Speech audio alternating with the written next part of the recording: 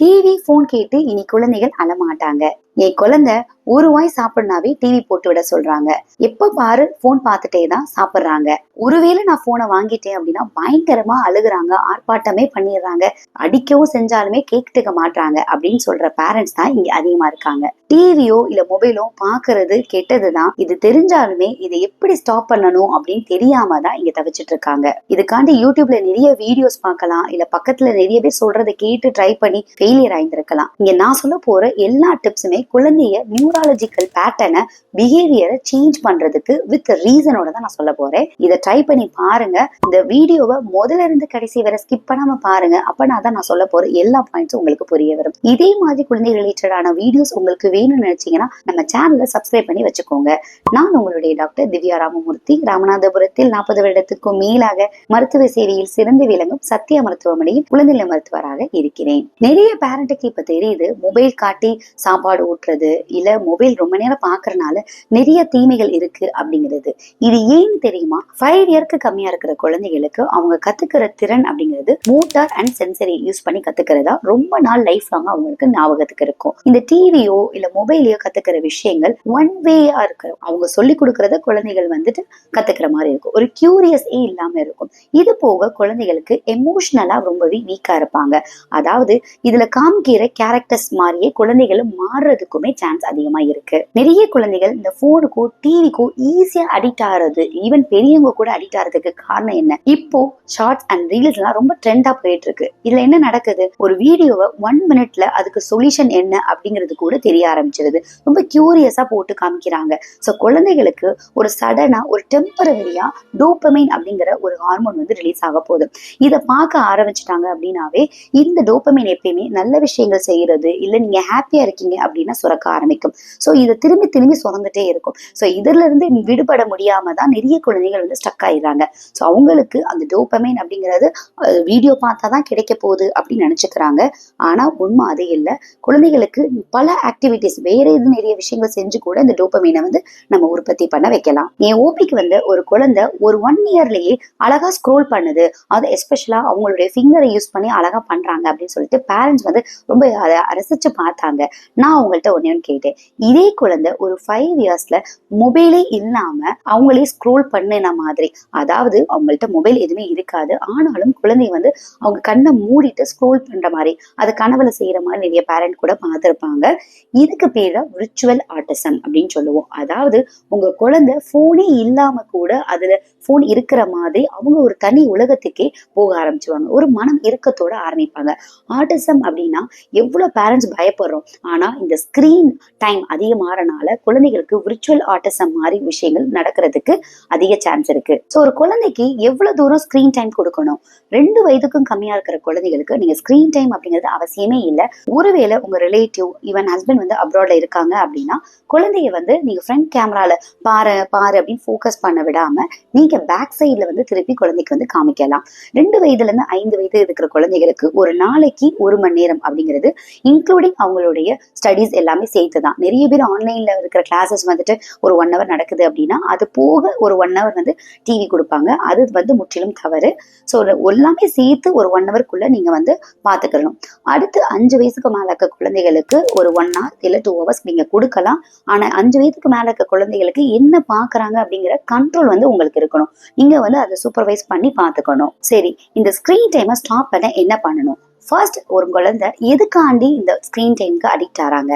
போர்டமா நிறைய குழந்தைங்க ஃபீல் பண்ணுவாங்க. இந்த காலகட்டத்துல மாடர்ன் பேரண்டிங் அப்படின்னு சொல்லிட்டு அம்மா அப்பா 2 பேருமே குழந்தையுடைய ஃபுல் ரெஸ்பான்சிபிலிட்டியா எடுத்துக்கிறாங்க. குழந்தை வந்து போர் அடிக்குது. நீ நிறைய குழந்தை கேட்டீங்கன்னா ஏன் டிவி பார்க்கணும், ஏன் மொபைல் கேட்கற அப்படின்னு கேட்டா எனக்கு போர் அடிக்குதுமா, எனக்கு போர் அடிக்குது அப்படின்னு தான் சொல்றாங்க. பேரண்ட்டுமே ஒர்க்கிங்கா இருக்கீங்க அப்படின்னா நம்ம குழந்தை வந்து போர் அடிக்கிறதுக்கு காரணமே நம்ம அவங்க கூட டைம் ஸ்பெண்ட் பண்ணாதது போல அப்படின்னு சொல்லிட்டு கில்ட் எடுத்துக்கிறாங்க. ஈவன் ஹவுஸ் ஒய்ஃபா இருந்தா கூட நம்ம குழந்தையோட குவாலிட்டி டைம் ஸ்பெண்ட் பண்ணல போல அப்படின்னு சொல்லி கில்ட் எடுத்துக்கிறது அதிகம். உங்க குழந்தை போர்டமா ஃபீல் பண்றாங்க அப்படின்னாவே அது பேரண்ட்ஸ் கொடுக்காத டைம் தான் போல அப்படின்னு நினைச்சுக்கிறாங்க. இல்லவே இல்லைங்க. ஒரு போர்டமா இருக்கிறப்பதான் ஒரு கிரியேட்டிவ் திங்கிங்கே அங்கே ஸ்டார்ட் ஆகுங்க. நம்ம சின்ன வயசுலயே ரொம்ப போர்டா இருக்குது அப்படின்னு சொல்லிட்டு ஒரு கல்லை வந்துட்டு வீடா வந்து கட்டி விளையாடுறதாகட்டும், மண்ணுல வந்து வீடு செஞ்சு கட்டுறது, இதெல்லாம் விளையாட ஆரம்பிச்சோம். ஸோ உங்க குழந்தையுமே போர்டா இருக்காங்க அப்படின்னு சொன்னா அவங்களுக்கு ஒரு லைன் ஆஃப் இன்ட்ரெஸ்ட் இன்ட்ரெஸ்ட் இருக்கோ அதுல வந்து நீங்க போய் சேர்ந்து விளையாடுங்க அப்படின்னு சொல்லுங்க. இன்றைய காலகட்டத்துல ஒரு குழந்தையோட ஐக்யூ எமோஷனல் திங்கிங் எப்படி இம்பார்ட்டனோ அதை விட இம்பார்ட்டன்ட் இந்த கிரியேட்டிவ் திங்கிங். ஏன்னா இப்ப எல்லா குழந்தையும் ரொம்ப ஸ்மார்ட்டா இருக்காங்க. ஆனா அந்த குழந்தைகள்ல இருந்து ஒரு குழந்தை கிரியேட்டிவா டிஃப்ரெண்டா திங்க் பண்றவங்க மட்டும்தான் சக்சஸ் ஆக முடியுது அவங்க பிரான்ச்ல. நெக்ஸ்ட் டைம் உங்க குழந்தை போர்டா இருக்கு அப்படின்னு சொன்னாங்கன்னா நீங்க அவங்கள்ட்ட போய் ஓகே நீ கிரியேட்டிவா ஏதாவது பண்ணு அப்படின்னு சொல்லாம ஓகே உங்களுக்கு இப்ப என்ன பிடிச்சிருக்கு, என்ன செய்யணும்னு நினைக்கிறீங்க அப்படின்னு சொல்லி அவங்கள்ட்ட கேட்டு பாருங்க. ஒரு சில குழந்தைங்க சொல்லுவாங்க, சில குழந்தைகளுக்கு வந்து சொல்ல தெரியாது, அவங்களுக்குன்னு ஒரு இன்ட்ரெஸ்ட் இருக்கும். பர்டிகுலரா எக்ஸாம்பிள் ஒரு குழந்தைக்கு வந்து டிராயிங்ல இன்ட்ரெஸ்ட் இருக்கு அப்படின்னா நிறைய டைப் ஆஃப் வந்து கிரையான்ஸோ இல்ல ஸ்கெட்ச் வந்து வாங்கி கொடுங்க, அவங்கள வந்து கிரியேட்டிவா வரைய விடுங்க. சில குழந்தைகளுக்கு வந்து ஒரு கார்டனிங் மேல இன்ட்ரெஸ்ட் இருக்கும். ஸோ விதைக்க வச்சு அதுல வந்து ஒரு செடி வர்றது, அது எப்படி வந்து வளருது, இதெல்லாத்தையும் அப்சர்வ் பண்ணுவாங்க.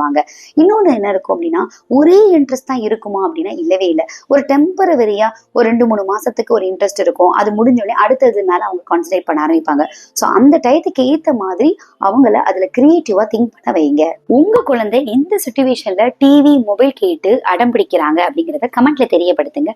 உங்களுடைய கமெண்ட்டை நான் படிக்கிறேன். உங்க குழந்தைய ஹெல்த்துக்கோ இல்ல டயட்டுக்கோ ஆன்லைன் கன்சல்டேஷன் வேணும்னு நினைச்சீங்கன்னா டிஸ்பிளே தெரியுற நம்பரை நோட் பண்ணி என்னோட ஆன்லைன் கன்சல்டேஷன் நீங்க பெற்றுக்கலாம். Second, alternative. அதாவது உங்க குழந்தை எப்ப ரொம்ப டிவி மொபைல் கேட்கறாங்க அப்படிங்கிற டைமை பார்த்துட்டு அந்த டயத்துல ஆல்டர்னேட்டிவா வேற ஒரு விஷயங்கள் நீங்க செய்ய சொல்லலாம். நிறைய பேரண்ட் என்ன பண்ணுவாங்க, ஆல்டர்னேட்டிவ் அப்படின்னா டிவி வந்து பாக்குறேன் அப்படின்னு சொல்ற குழந்தைகிட்ட போய் இல்ல நீ புக்ஸ் எடுத்து படி அப்படின்னு சொல்லுவாங்க. யோசித்து பாருங்க, உங்க குழந்தை ஆல்ரெடி ஸ்கூலுக்கு போறாங்க, ரெகுலரா அவங்க அகடமிக்ஸ் எல்லாம் படிச்சுட்டே வந்துட்டு இருக்காங்க. அகெயின் அதே விஷயத்தை திரும்பி ரிவைஸ் பண்ணு படி அப்படின்னு சொல்லிட்டு நீங்க சொல்றதை விட அவங்க கூட நீங்க வந்து ஒரு குவாலிட்டியா வந்து டைம் வந்து நீங்க ஸ்பெண்ட் பண்ணி பார்க்கணும். அவங்களுடைய கியூரியஸ்க்கு ஏத்த மாதிரி கேம்ஸ் கண்டுபிடிச்சு விளையாடணும். இன்றைய காலகட்டத்துல மாடர்ன் பேரண்டிங் அப்படிங்கறதுல பேரண்ட்டுமே ரொம்ப எனர்ஜெட்டிக்கா அவங்கள ரொம்ப ஃபிட்டா வச்சுட்டு குழந்தைக்கு ஈக்குவலா நீங்கள் நிறைய விஷயங்களை கத்துக்கிட்டு அவங்களோட குழந்தையா நீங்க வந்து டைம் ஸ்பெண்ட் பண்ண வந்து நீங்க ட்ரை பண்ணணும். சரி, நீங்க ஒர்க்கிங்கா இருக்கீங்க, எனக்கு இதுக்கெல்லாம் டைம் இல்லை அப்படின்னா பெட்டர் வந்து ஒரு கிளாஸ் மாதிரி கூட நீங்க குழந்தைய வந்து விடலாம். ரெகுலரா ஒரு கிளாஸ் போறனால குழந்தை வந்து ஒரு புது விஷயத்தையும் கத்துக்குவாங்க. அது போக டிசிப்ளினான ஒரு ஆக்டிவிட்டியில இன்வால்வ் ஆவாங்க. Next, stuck time. அதாவது எதுவுமே வழி இல்லை, இந்த மொபைல் மட்டும் தான் கொடுக்கணும் அப்படிங்கிற நிலைமை வந்து நிறைய பேரண்ட்டுக்கு வந்து வரும். உதாரணத்துக்கு நீங்க ஒரு கார்ல போறீங்க அப்படின்னா டெஃபினட்டா அந்த இடத்துல வேற எதுவுமே குழந்தைய வந்து நீங்க டைவர்ட் பண்ண முடியாது, மொபைல்ல காமிக்கிற மாதிரி ஆகும். ஒருவேளை நீங்க டிரைவ் பண்றீங்க அப்படின்னா கூட இன்னும் டிஃபிகல்ட் ஆகும். ஸோ இதுக்கு நான் கொடுக்கறது என்ன அப்படின்னா உங்க குழந்தைக்கு அந்த பர்டிகுலர் டயத்துல ஒரு இன்ட்ரெஸ்டான ஒரு கேம் இருக்கலாம், இல்ல இன்ட்ரெஸ்டான சில ஃபிளாஷ் கார்ட்ஸ் எல்லாம் இருக்கலாம். சில குழந்தைகளுக்கு வந்துட்டு நம்ம ஏதோ ஒரு ஊருக்கு போறோம் அப்படின்னா அந்த ஊரை பத்தி தெரிஞ்சுக்கணும், அதுக்கேற்ற ஸ்டிக்கர்ஸ் எல்லாம் வாங்கி கலெக்ட் பண்ணணும், இந்த மாதிரிலாம் இருக்கும்.